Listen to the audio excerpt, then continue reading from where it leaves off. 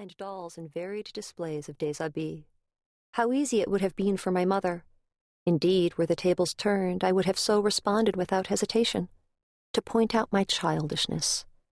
"I told you so" may be painless to utter, but that does not diminish the anguish these 4 words inflict upon a listener already in pain.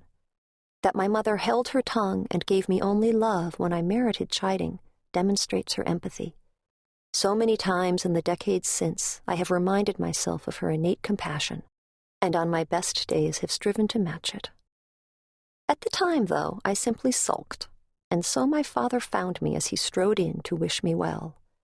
Even in the gloom of that overcast morning he looked magnificent, his dress armor polished to a high gleam, and his prince's circlet, excavated from the woolen trunks for its semi-annual outing, shining against his graying curls. He settled on my bedside with a clank or two. "'Tis a great shame you can't join us today." I pouted. "I could go, if you let me." "And have your mother put my head on a stake? Do you have any notion what that would do to my handsome good looks?" I refused to be cheered. He eyed me with a twinkle. "What if I returned with a dragon?" Through enormous focus I maintained my glower. "A wee green one that whistled like a kettle? It could roast chestnuts for you on winter mornings."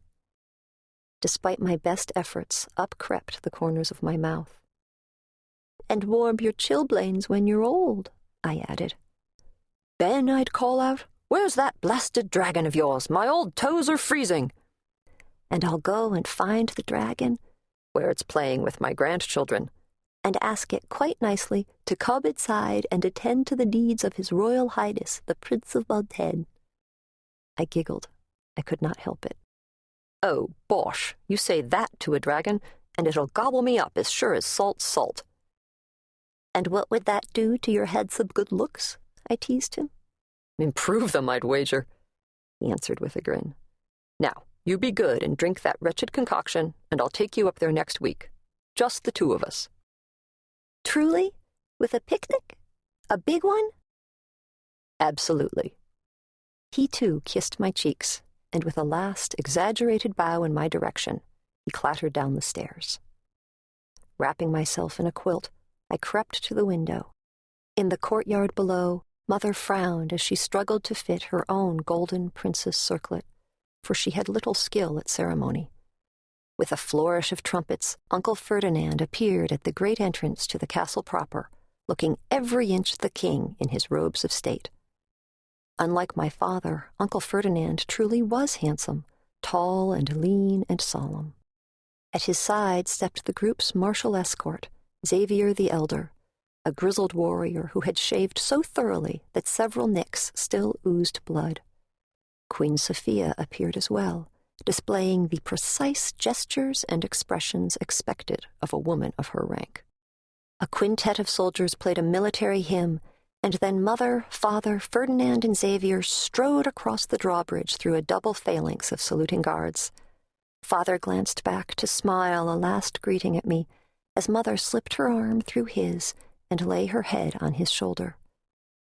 His armor must have been cold, given the unseasonable chill of the day, but the love between them transcended such trivial discomfort. Seeing them off, the Queen stood at attention for exactly the amount of time that a queen should, and then with a cool flick of her gown, turned back toward the castle, the footman falling in behind her.